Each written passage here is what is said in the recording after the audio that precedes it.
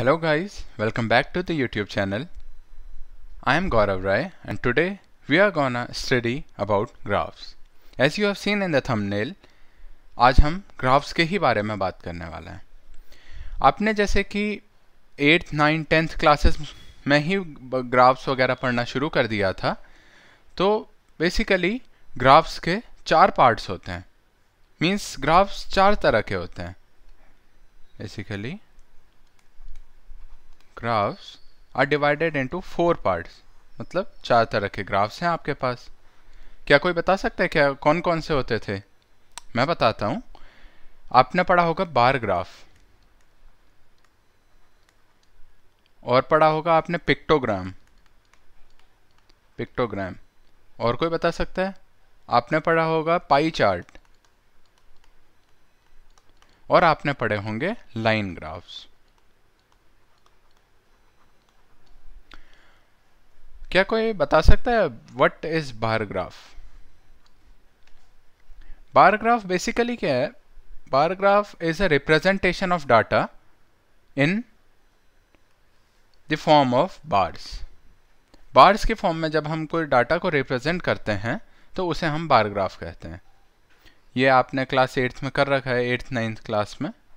इसमें ग्राफ्स इसमें बार्स क्या होते हैं? रेक्टेंगुलर बार्स होते हैं और उनके बीच में इक्वल स्पेसेस होती हैं। वैसे ही पिक्टोग्राम की बात करें, पिक्टोग्राम में क्या होता है? पिक्टोग्राम में आप किसी पिक्चर से रिप्रेजेंटेशन करते हैं किसी डाटा का। पिक्चर से आप डाटा का रिप्रेजेंटेशन करते हैं। जैसे मान लेते हैं आपने एक इंसान बना दिया, तो ये इंसान रिप्रेजेंट करेगा एक पर्टिकुलर नंबर ऑफ पर्सन्स को। जैसे एक आपने डायग्राम बना दिया इंसान का, तो माना वो रिप्रेजेंट कर रहा है 4 पीपल्स को। तो ये होता है पिक्टोग्राम हमारा। और फिर आता है pie chart. Pie chart basically क्या है? आप किसी होल डाटा को 1 मान ले रहे हैं या एक होल एंटिटी मान ले रहे हैं, और पाई चार्ट से आप दिखाते हैं कि उसे कैसे डिवाइड किया गया है। मतलब अलग अलग चीज़ों में उसे कितना कितना पोर्शन डिवाइड किया है उस होल एंटिटी का। तो ये हो गया आपका पाई चार्ट, या इसे सर्कुलर ग्राफ भी कहते हैं। क्यों? क्योंकि ये सर्कल में रिप्रेजेंट किया जाता है और इसमें वही फुल सर्कल को आप होल एंटिटी मान रहे हैं और उसी को आप डिवाइड कर रहे हैं अलग अलग पार्ट्स में। इसमें वही परसेंटेज के इसमें आप परसेंटेज की तरह से दिखाते हैं डाटा को। जैसे कि मैंने अगर 3 इक्वली पार्ट्स में डिवाइड कर दिया किसी एक सर्कल, तो तीनों पार्ट का 33 1/3% इन तीनों का पार्ट होगा। और लास्ट आता है हमारा लाइन ग्राफ, जो कि हमें आज की वीडियो में पढ़ना भी है। वो बेसिकली आपको लाइन ग्राफ पढ़ना है। तो ये तो हो गए आपके 4 तरह के ग्राफ्स। अब हम आगे बढ़ते हैं। अब लाइन ग्राफ क्या होता है? जब आप कोई भी डाटा को रिप्रेजेंट करते हैं, किसी भी 2D स्पेस पे या 3D स्पेस पे या 4D स्पेस, या जितने भी आपके पास वेरिएबल्स हैं उतने वेरिएबल्स में जब आप किसी डाटा को रिप्रेजेंट करते हैं और ये बताते हैं कि एक फैक्टर की वजह से कोई दूसरा फैक्टर कैसे वेरी कर रहा है, उसे हम लाइन ग्राफ कहेंगे। मतलब आप एक स्पेसिफिक वैल्यूज़ पे जब बाकी एंटिटीज़ की वैल्यू कुछ रही होगी, उस वैल्यू पे आपकी फाइनल जो आपको रिजल्ट चाहिए उसकी वैल्यू कितनी है, ये आप लाइन ग्राफ में शो कर सकते हैं। तो लाइन ग्राफ पढ़ने से पहले हम पढ़ना चाहेंगे लाइन ग्राफ्स बेसिकली क्या फंक्शंस के बनाए जाते हैं। तो बेसिकली हम सबसे पहले ये पढ़ेंगे कि फंक्शंस क्या होते हैं। फंक्शंस पढ़ने से पहले आप लोगों को एक टर्म पता होना चाहिए, व्हाट आर रिलेशंस। और रिलेशंस भी पढ़ने से पहले आपको पता होना चाहिए कि सेट क्या होता है। सबसे पहले what is set? Just it's a well defined collection of objects. उससे भी पहले आपको कलेक्शन तो पता ही होगा। कोई भी ऑब्जेक्ट्स आप एक साथ अगर ले आइए तो उसे कलेक्शन कहेंगे। और फिर well defined collection of objects, मतलब वेल डिफाइंड से मतलब क्या है कि आपको कौन सा ऑब्जेक्ट उस सेट में रखना है या कौन सा ऑब्जेक्ट उस कलेक्शन में रखना है, कौन से को आउट करना है, ये वेल डिफाइंड होना चाहिए। तो उसे हम कहेंगे well defined collection of objects. तो ये हो गया हमारा सेट्स। अब बात आती है कि व्हाट इज रिलेशन। रिलेशन क्या होता है? कोई भी आपके पास माना 2 सेट्स हैं A और B, तो अगर आप A क्रॉस B माना आपके पास कोई दो सेट्स हैं, ए सेट और बी सेट, आपने उनको प्रोडक्ट कर दिया, means set of products, product, हाँ सेट ऑफ प्रोडक्ट्स। तो ए क्रॉस बी, माना आपके पास ए में एंट्रीज हैं ए बी सी डी और आपके पास बी में एंट्रीज हैं 1 2 3, बस 1 2 3 तक। तो आपका ए क्रॉस बी क्या कार्टेशियन प्रोडक्ट क्या होगा? ए क्रॉस बी मतलब होगा आपके पास हर एक ऑर्डर्ड पेयर आ जाएगा, उसमें a, 1 आ जाएगा, a, 2, a, 3, ऐसे b, 1, b, 2, b, 3, ये सारे आ जाएंगे, और ऐसे ही c, 1, c, 2, c, 3 और d, 1, d, 2, d, 3, ये सारे आपके पास क्या आ गए? ऑर्डर्ड पेयर आ गए। पर लेकिन ये तो आपका हुआ पूरा रिलेशन। पूरा रिलेशन क्या हुआ कि आपका सारे सेट ऑफ ऑर्डर्ड पेयर्स, मतलब ऑर्डर्ड पेयर का एक पूरा मिला के सेट बना देंगे तो आप उसे रिलेशन कहेंगे। अब ये बात आती है, जैसे रिलेशन के एग्जांपल्स क्या हो गया? ब्लड रिलेशन हो गया, फादर सन का हो गया, या मदर डॉटर का हो गया, या आपके सिबलिंग्स का हो गया, ये सब आए रिलेशंस में। अब बात आती है कि व्हाट इज़ अ फंक्शन, मतलब अगर रिलेशन एक पूरा अगर आप सेट मान लेते हैं रिलेशन, तो फंक्शन जस्ट उसका एक छोटा सा पार्ट होता है, मीन्स फंक्शन उसके ही अंदर इंक्लूडेड होता है। Means all functions are obviously relations, but all relations are not functions. तो जैसे कि फंक्शंस की बात है, तो ऑफ व्हाट आर फंक्शंस, ये तो पता चल गया आपको, well ordered collection of ordered pairs of sets, ये तो पूरा रिलेशन में। तो अब हम पढ़ेंगे फंक्शंस के बारे में। So what are function? A function is a type of relation from a set X to a set Y, जहाँ की जैसे कि आपके पास सेट X में अगर मान लीजिए आपके पास कुछ एलिमेंट्स हैं A1, A2, A3, और आपके पास सेट Y में एलिमेंट्स हैं माना 1, 2 and 4, तो रिलेशन तो क्या हो गया? आप A1 से आप सेट X से सेट Y में कोई भी मैपिंग करवा दीजिए, वो आपका रिलेशन हो गया। पर एक फंक्शन क्या होता है? एक फंक्शन में लिमिटेशंस लग जाती हैं कि आपको सेट X के सारे एलिमेंट्स की इमेजेस आपको सेट Y में होनी चाहिए, और एक तो क्या हो गया, एक पॉइंट हो गया कि आपको सेट X के सारे एलिमेंट्स की इमेज सेट Y में प्रेजेंट होनी चाहिए। और दूसरी लिमिटेशन क्या लग गई कि सेट X का एक एलिमेंट की, जैसे माना A1 की, कोई सेट Y में दो वैल्यूज़ नहीं होनी चाहिए। मतलब सेट, पहली लिमिटेशन तो थी आपकी कि आपके पास सेट X से सेट Y, आपके सेट X के हर एक एलिमेंट की इमेज सेट Y में प्रेजेंट होनी चाहिए, और दूसरी लिमिटेशन थी कि सेट X का कोई भी एलिमेंट की दो इमेज सेट Y में नहीं होनी चाहिए। सिर्फ ये दो लिमिटेशंस हैं आपकी रिलेशन में, अगर ये दो लिमिटेशन लगा देंगे तो आपका फंक्शन प्रिपेयर हो जाएगा। जैसे कि एक फंक्शन मान लीजिए, मैं यहाँ से आपको डायग्रामेटिकली दिखाता हूँ। माना A1 की हमने इमेज बना दी 1 में, A2 की भी इमेज हमने बना दी 1 में, और A3 की इमेज बना दी 4 में। ये क्लियरली हमारा एक फंक्शन है, क्योंकि इसमें दोनों प्रॉपर्टी सेटिस्फाई हो रही हैं। ये मैपिंग है X से Y में, और इसमें A1 की इमेज बन रही है 1, A2 की भी 1, A3 की 4। इसमें मतलब X का कोई भी एलिमेंट खाली नहीं छूट रहा है। और Y, और दूसरी लिमिटेशन क्या थी कि किसी भी एक एलिमेंट की दो इमेज नहीं है। जैसे A1 की अगर इसमें से इमेज सिर्फ 1 है, अगर A2 की इमेज यहाँ 1 और 2 दोनों होती, तब ये फंक्शन नहीं कहलाता। So you are clear about it now कि फंक्शन कैसे कहते हैं? रिलेशन में ही अगर दो लिमिटेशन लगा दें कि सेट X के हर एक एलिमेंट की इमेज सेट Y में प्रेजेंट होनी चाहिए, और सेट X के किसी भी एलिमेंट की दो इमेज नहीं होनी चाहिए, तो वो आपका रिलेशन से फंक्शन बन जाता है। अब ये तो आपके फंक्शन की बात हो गई।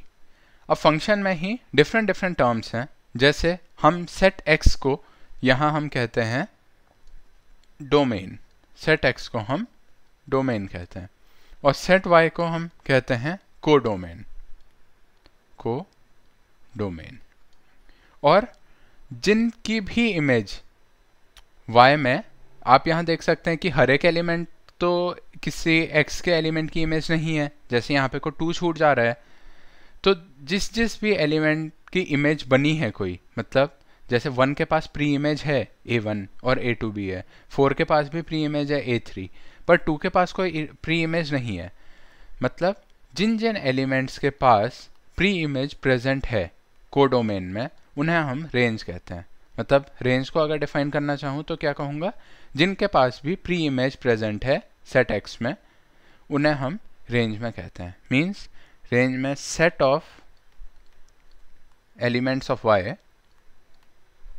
Set of elements of Y, या set of elements of Y की जगह यहाँ हम एक जर्नल टर्म यूज कर लेते हैं कोडोमेन, जैसे कि अभी बताइए, set of elements of codomain which have pre-image in X, which have pre-image in X, या फिर जर्नलाइज तरीके से लिख लेते हैं या डोमेन लिख लेते हैं। तो आपको रेंज क्लियर है अब कि रेंज क्या होता है।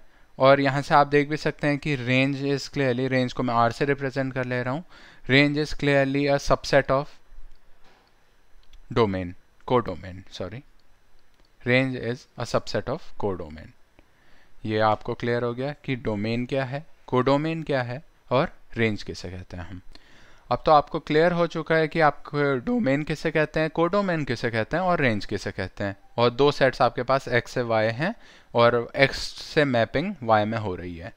और फंक्शन ये डिफाइन हो गया। इस फंक्शन को हम जनरली f से रिप्रेजेंट करते हैं, स्मॉल f से रिप्रेजेंट कर दिया हमने फंक्शन को। फंक्शन मीन्स बेसिकली एक मैपिंग है जिसमें ये दो आपके ऊपर लिमिटेशंस लग गई कि सेट x का कोई भी एलिमेंट खाली नहीं होना चाहिए, मतलब उसकी हर एक एलिमेंट की एक इमेज प्रेजेंट होनी चाहिए सेट y में या कोडोमेन में, और डोमेन के किसी भी एलिमेंट की दो इमेज कोडोमेन में प्रेजेंट नहीं होनी चाहिए।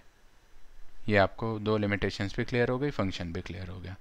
अब बेसिकली अभी आपको ग्राफ्स तो मैं आगे की वीडियोस में बताऊंगा, पर जितना भी आपको अभी तक नॉलेज है थोड़ा बहुत ग्राफ्स की, उसके हिसाब से मैं आपको ग्राफ्स से भी वो बताऊंगा कि आप ग्राफ से भी कैसे चेक कर सकते। माना आपको कोई भी ग्राफ दे रखा है और आपको बताना है कि ये फंक्शन है या नहीं है, तो आप कैसे बताएंगे। जैसे कि मैं एक आपको यहाँ एग्जाम्पल के लिए एक ग्राफ बना के दिखा देता हूँ। ये ग्राफ है, एक्स एक्सेस, वाई एक्सेस। आप लोगों को बताना होगा कि जो मैं एक ये ग्राफ बना रहा हूँ, ये ग्राफ एक फंक्शन है या नहीं है। मीन्स ये एक फंक्शन का ग्राफ है या नहीं है। तो आप वीडियो को पॉज कर सकते हैं 10 सेकंड के लिए और बता सकते हैं कि व्हाट इज़ द आंसर, कि अगर आपको ग्राफ दे रखा हो तो आपको बताना है कि ये फंक्शन है या नहीं है। चलिए, अभी तक आपने सोच ही लिया होगा कि ये फंक्शन है या नहीं है, तो मैं बता देता हूँ कि how to check if a graph is given that it's a graph of a function or not। तो सबसे पहले आप क्या करेंगे, यहाँ एक टर्म आता है vertical line test, vertical line test, यह आ गया वर्टिकल लाइन टेस्ट। आप इस ग्राफ में सिंपली क्या करिए, एक वर्टिकल लाइन बना लीजिए, एक वर्टिकल लाइन बना लीजिए और वहाँ आप चेक करिए। इस वर्टिकल लाइन माना मैंने x1 पे बना दी, वहाँ आप चेक करिए कि वो फंक्शन, कि वो जो वर्टिकल लाइन है वो फंक्शन को वो ग्राफ को एक बार कट कर रही है या एक से ज़्यादा बार कट कर रही है। अगर सिर्फ एक बार कट कर रही है तो वो जो ग्राफ दिया है वो एक फंक्शन का ग्राफ है, और अगर एक से ज़्यादा बार कट कर रही है तो जो वो ग्राफ दिया है वो एक ग्राफ एक फंक्शन का नहीं है। जैसे कि यहाँ आप देख सकते हैं, यहाँ जो वर्टिकल लाइन एक बनाई है मैंने, वो ग्राफ को दो जगह पर कट कर रही है, एक ये माना y1 और y2।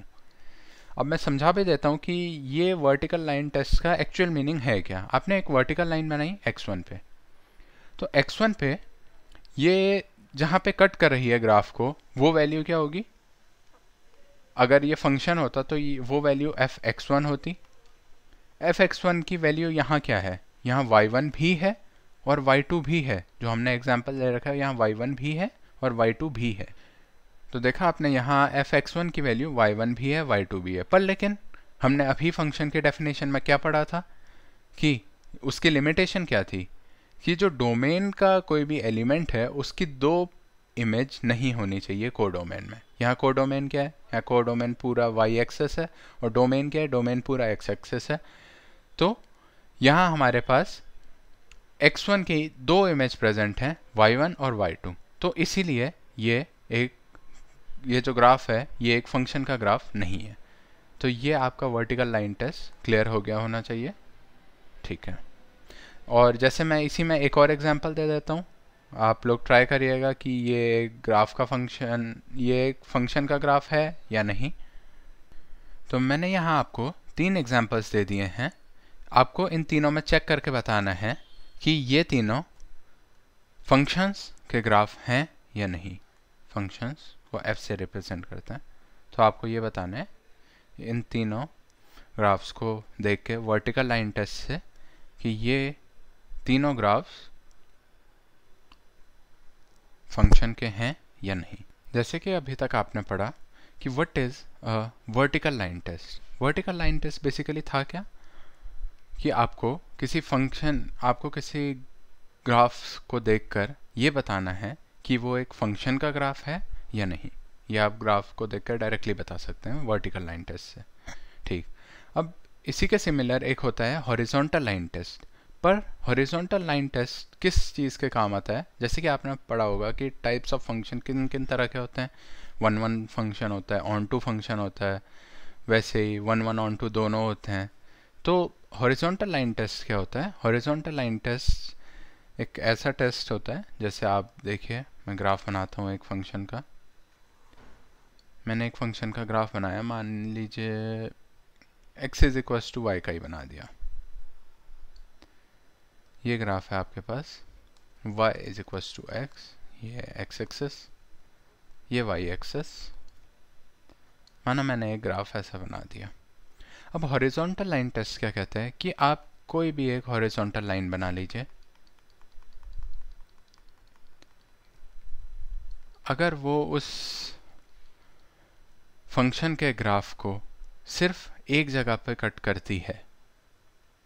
अगर आप कोई भी हॉरिजॉन्टल लाइन बना लीजिए और वो इस फंक्शन के ग्राफ को सिर्फ एक जगह पर कट करती है या फिर एक भी जगह पर कट ना करे, तो वो हमेशा 1-1 फंक्शन होगा। और माना अगर ये लाइन इस फंक्शन के ग्राफ को एक ही जगह पर कट करें तो ये फंक्शन हमेशा 1-1 फंक्शन होगा, ठीक। 1-1 फंक्शन को इंजेक्टिव फंक्शन भी कहते हैं, इंजेक्टिव फंक्शन।